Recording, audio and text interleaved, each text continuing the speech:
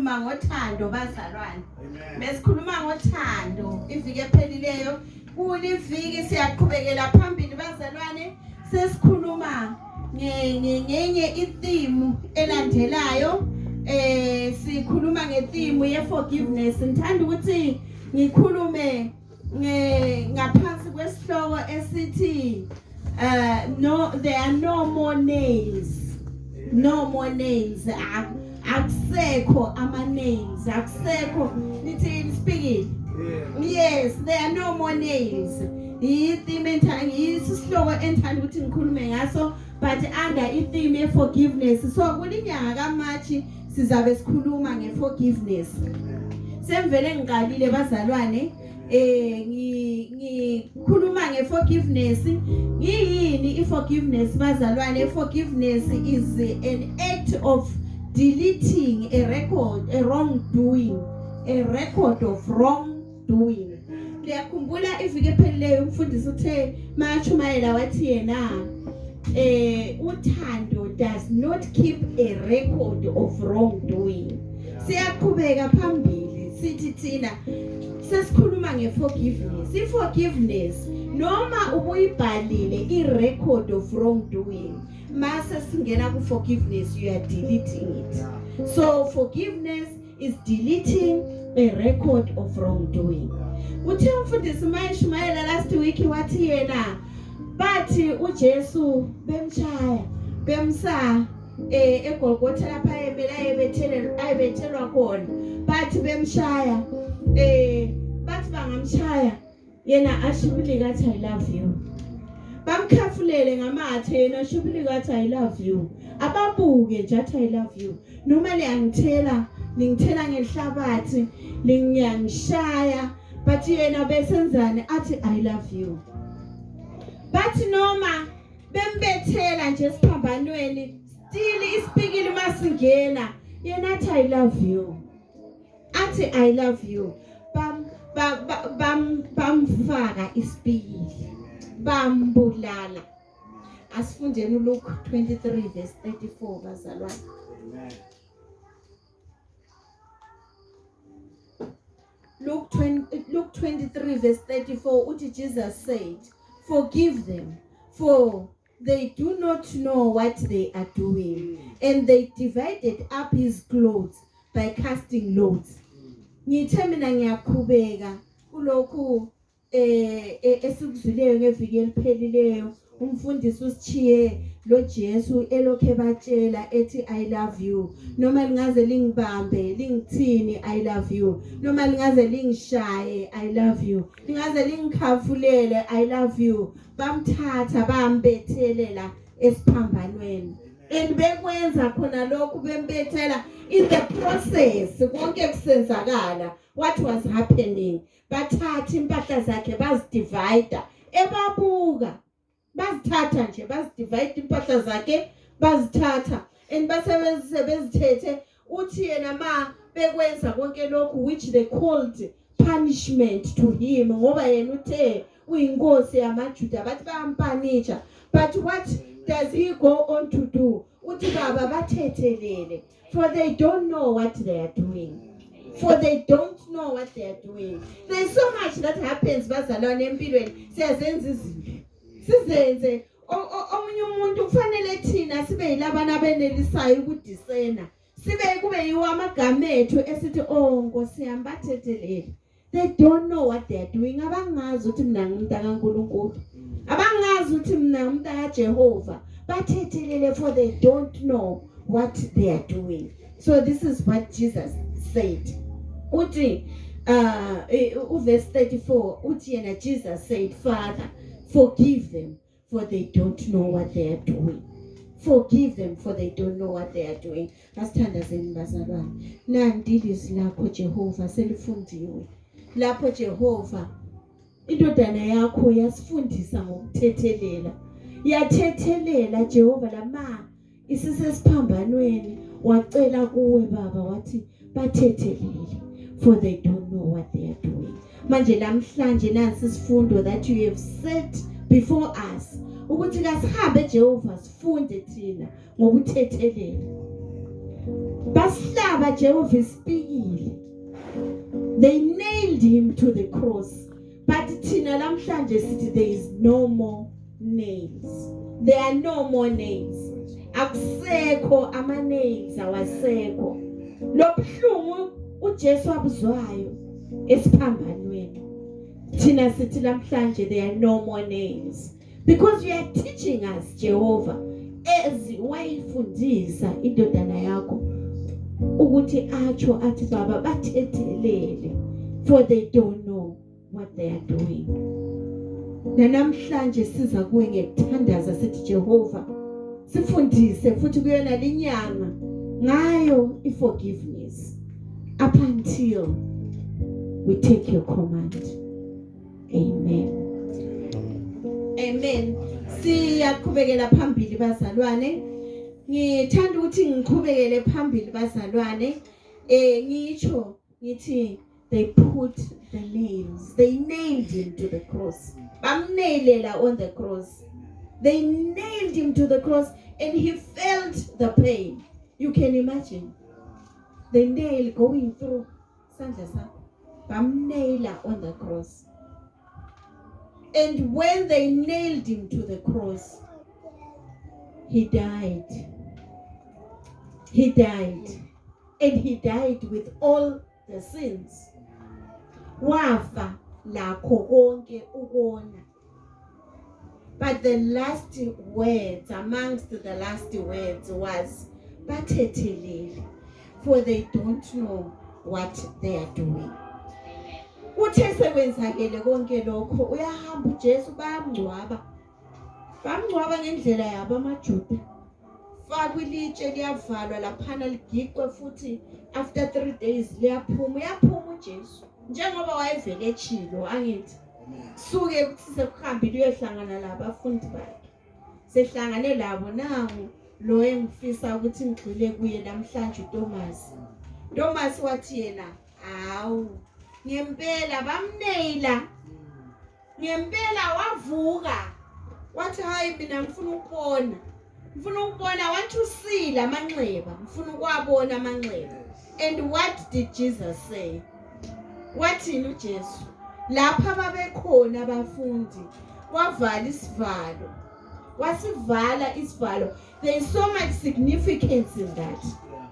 Bazalwane, John 20 verse 27. John 20 verse 27. Savala isivalo.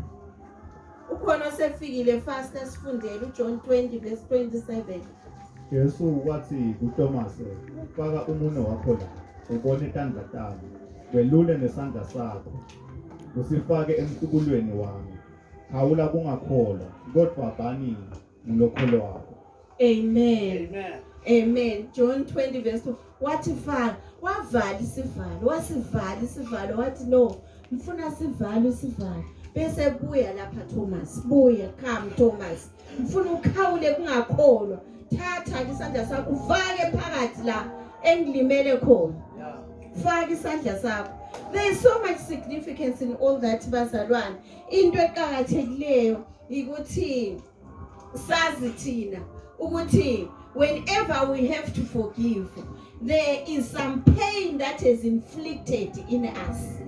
There is some pain that has been inflicted in us. Mase kufanele ube sesimweni sekuthi wena uyaxola. Kuthi ukuthi there is some pain that is inflicted in you. That's true. And uJesu went through a pain. And uthe habe through the pain, there was a scar lapho uThomas afika khona wafaka umunwe ukuthi azabone ukuthi ngempela sipikile sangena lapho. So nathi ke bazalwane sihamba empilweni. We go through those iniquities. We go through pains. We go through pains. Sibe lama-scars bazalwane. Njengoba uJesu waba lawo ama-scars. We go through pains, sibe lama-scars. Ama-scars ukuthi amanye uthi uhamba laphana umuntu ayibone iscar uzihambela. Nase kaJesu esandleni. He couldn't hide it because there was a hole. Lapho Thomas afaka khona umunwe wabona ukuthi nansiyana ihole. So whenever you are hurt, kuba leska bazalwane. But sihamba, we are commanded to forgive. It is a command, forgiveness bazalwane. Asifundeni Ephesians 4 verse 32. Sizwe ukuthi uthini baba uNkulunkulu. Ephesians 4 verse 32. Ephesians 4 verse 32. Nanso-ke ngimvule. Kodwa phathanani nobunene, nihawukelane, nithethelelane, njengoba naNkulunkulu wanithethelela ngaKristu. Amen. Uthi sihambe ngebunene sithethelelane. If Jesus could say that, sebamshayile abe lokho esithi I love you. Bamkhafulele athi I love you. Bamnaile to the cross, asale leska. Asala athi bathethelele baba, for they don't know what they are doing. Kangakanani wena ungazange wasala lembobo ukuthi uthethelele omunye umuntu. Mthethelela ukasali lembobo phela asikayibona imbobo leyo uThomas afaka khona umuntu. Ingabe siufaka kulo umuntu wethini uthi sibone ukuthi ubhobokile wena. Awulambobo. Uthi kasikhathalelane, sithethelelane. Yikho lokuqhakathekileyo. And akasiniki ioption. Akathi ukuthi mawusizwa sekusitsho mthethelele. Is there an option kule verse? Ayikho ioption. It's a command. Uthi mthethelele. Uthi forgive. Uthi mkhathalele. Uthi nxa umforgive uyamkhathalela.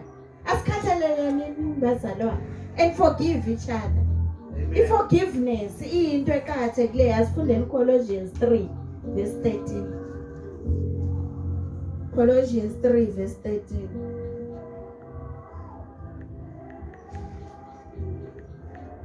Kubase Colossians 3 verse 13.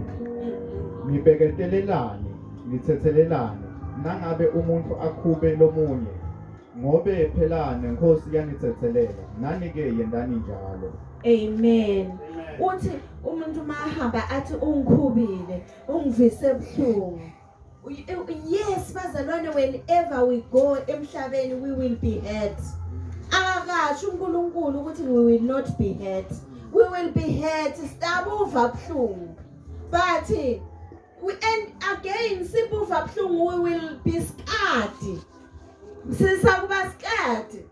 Ama-scars bazalwane asala ekhona. Akutsho ukuthi whenever you need to forgive a person, kusho ukuthi ama-scars lawo azahle aphuma ahambe azaphela. It won't happen. So ke kube njalo, we will be scarred and we will remain scarred. Sizasala sinawo amanxeba. Sale sinawo amanxeba, and amanxeba lawo they are there to tell a story of your life.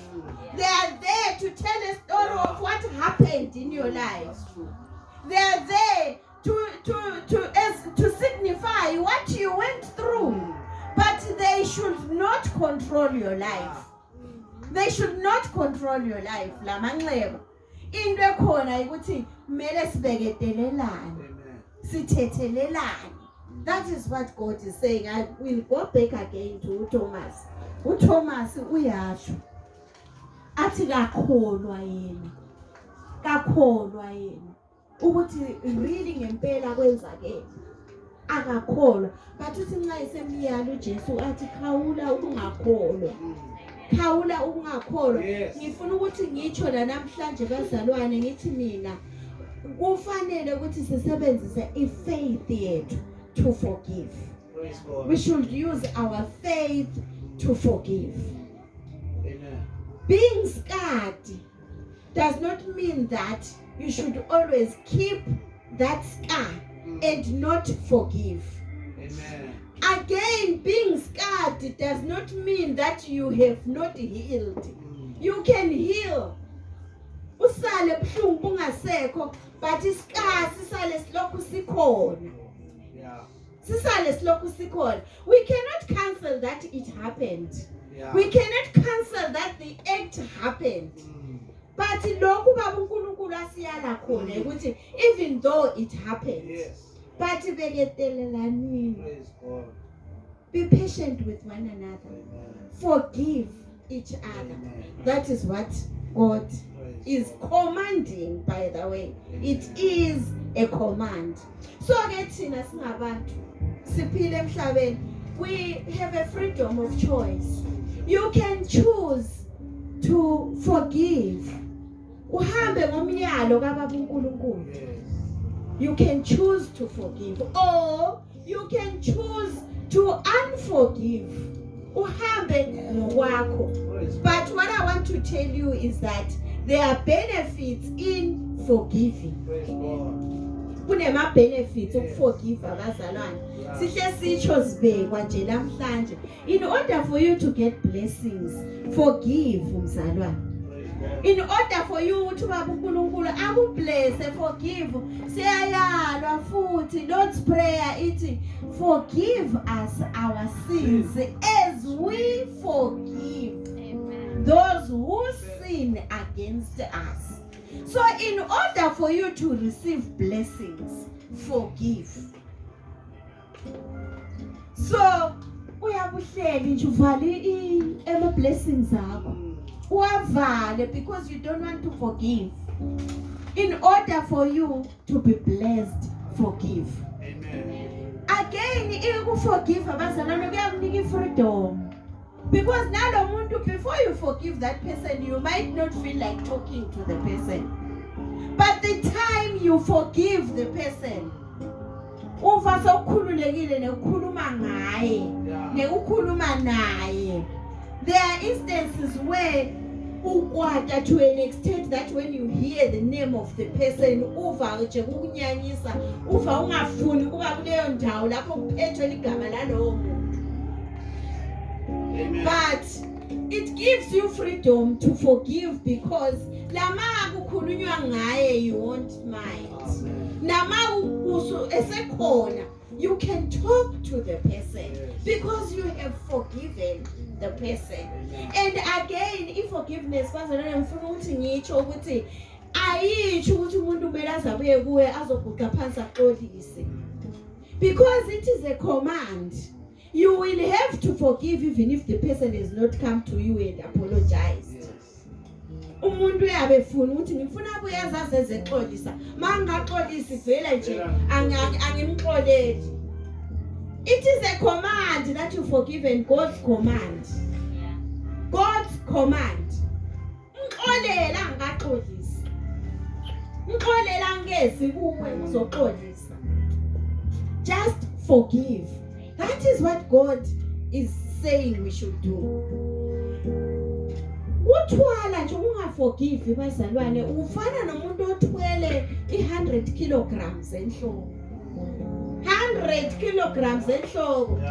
Masake impupha amabili lamakhulu wathwele. That is unforgiveness.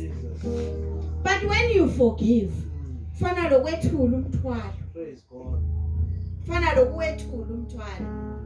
The thing is, we should be patient with each other. Patient with each other. Amen. And forgive each other. And forgiveness, again, you are deleting all wrongdoings. Le ukubona ukuthi uthiwa na icomputer ya format. Format it. Yes. It remains with nothing. Back to factory settings, siyabonga mfundisi. Kube i-memory stick. Memory stick. Uyiformate. Back to nothing. Konke kuyaphuma noma bekungama virus. Wonke aphuma. Formatted. Nothing remains. That is what we should do with forgiveness. Hallelujah. Back to factory settings. Again, if forgiveness it improves health.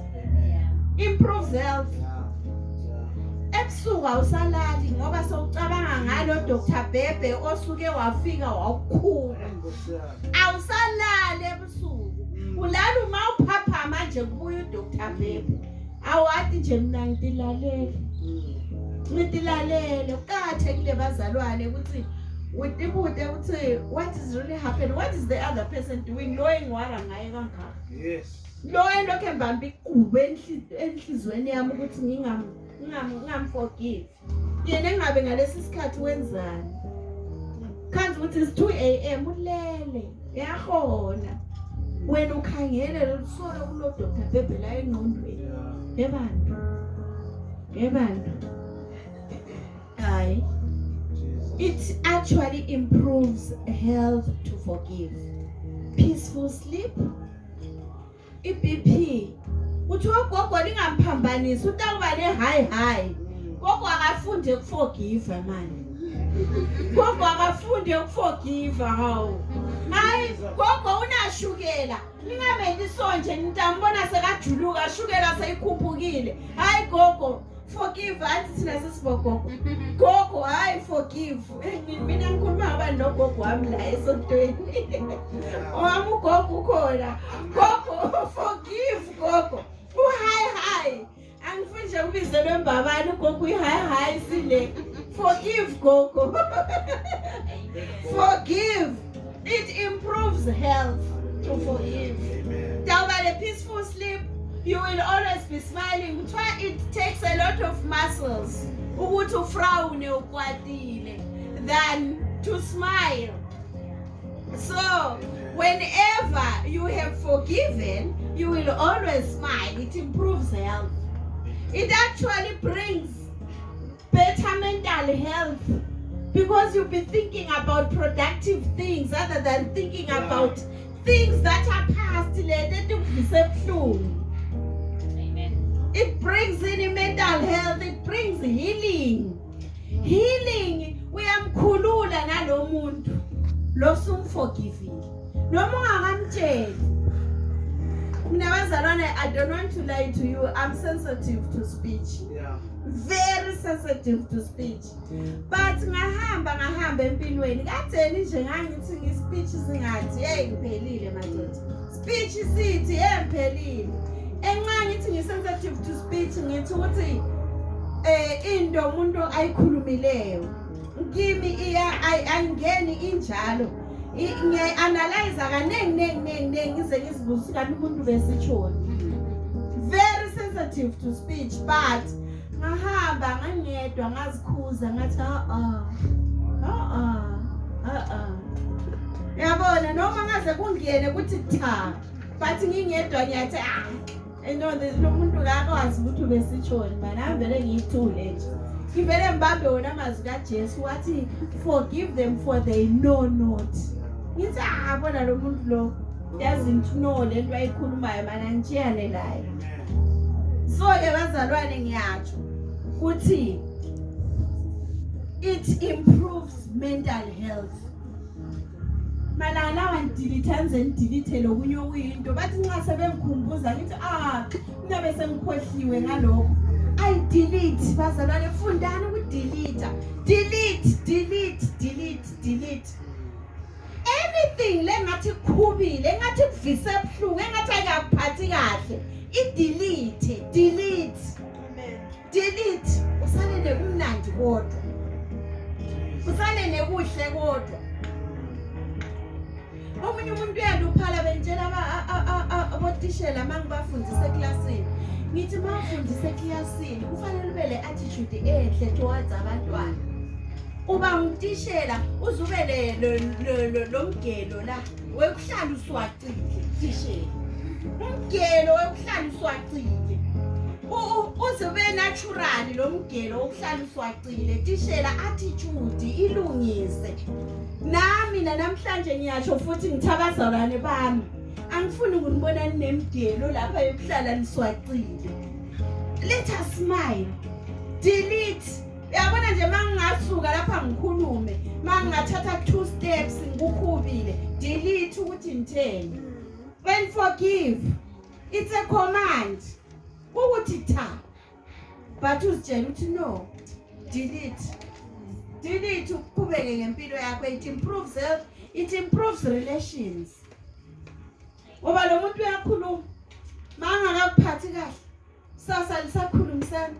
sasa lisa-relate, sasa wena sowusithi khona ku-delete, it improves relations.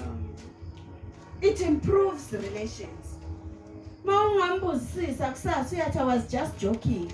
Kodwa wena usulele ungalele lokhu ucabanga ukuthi ukhubile. Yena ngu-just joking. Amen. Ma jokile wahamba usho ukuthi kusasa yena vele ukhohliwe lokuthi uke wakhuluma into enjalo kuwe. Kodwa wena uselubambile ama-settings. Bazalwane, let's delete settings. Siziphilele. I-forgiveness bazalwane asitsho ukuthi it never happened. But we are saying yes, it happened. Yes, it can leave a scar. But we are saying delete and start all over again. Uyabona kube nga abazalwane bayakufunza ukuthi mawulale ebusuku vele udelete. Sasa mawuvuka ekuseni uthi God, it's a new day. New settings. New revelations. New joy. New happiness. Kube kutsha konke. Every day. Every day. So bazalwane ngizathanda ukuthi ngitsho futhi ukuthi forgiveness, it helps you to live in the present. Because if you don't forgive, you will always live in the past. Last year she said this. Last year she said this. Last week she said this.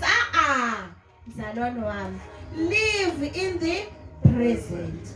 Whenever you unforgive someone, you are inflicting nails to your body. So mina today ngithe no more nails. Unforgiving is self-infliction of pain. Self-infliction of pain. There is self-infliction of pain in unforgiveness. Amen. Tell yourself, we know the devil lives on earth. The devil abeyithwele ihama abazalwane. Uhlale ethwele ihama ukuthi okay, yiphi namhla inail lapho engayihlaba khona kumphumuzi. Uhlale ethwele ihama udevil. But wena be geared ukuthi you have taken all the nails away. Such that even if ethwele ihama aswele ukuthi nail uzayithatha ngaphi ukuyihloma kuwe. Because the nails bazalwane zahlonywa kuJesu. Wasala imbobo. Meaning that the nails were all taken out. Meaning that konke uthethelele. Wena sowungibani losungagcina. Thethelela lawo. Nails, there are no more nails. So forgive.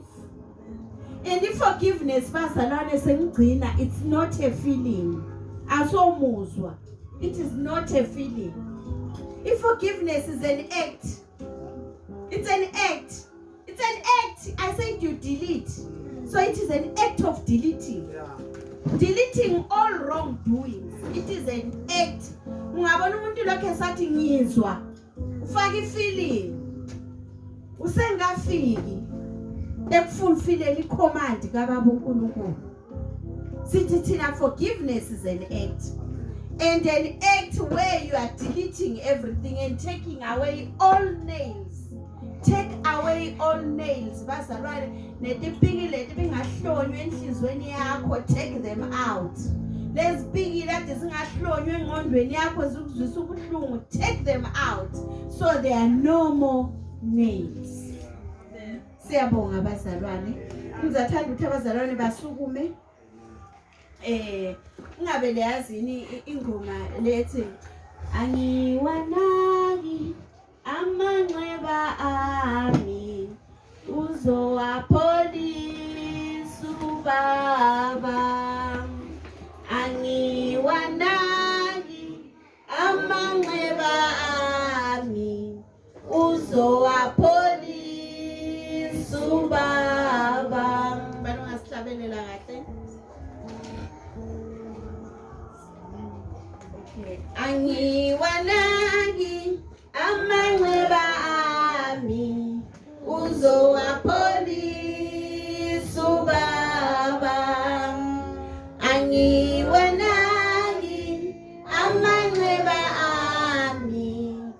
uzowapholisa ubaba, uzowapholisa ubaba.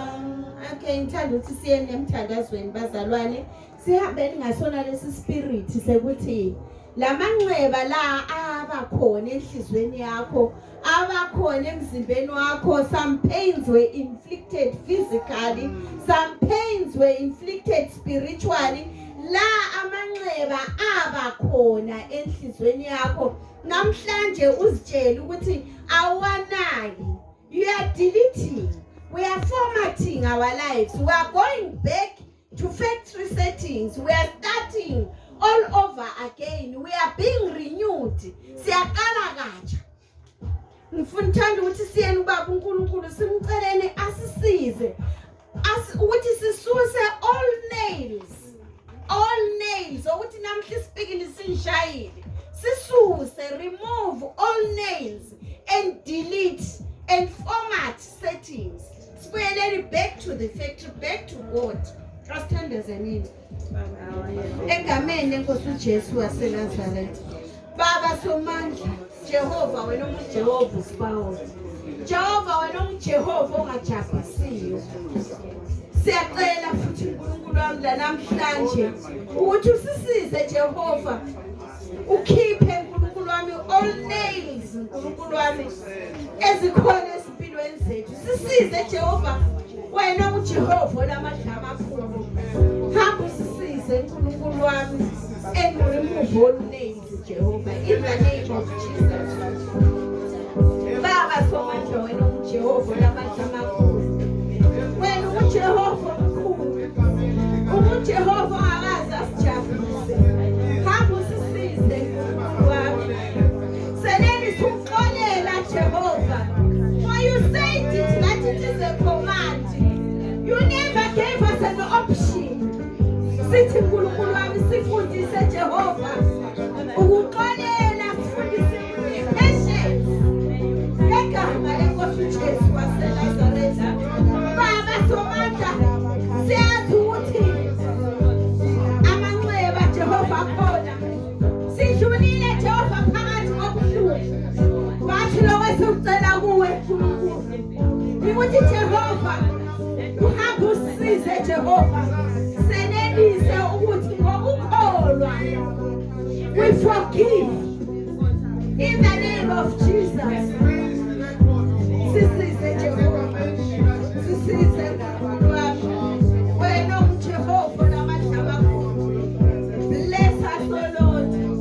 Bring healing, Jehovah, to our flesh. Bring healing to our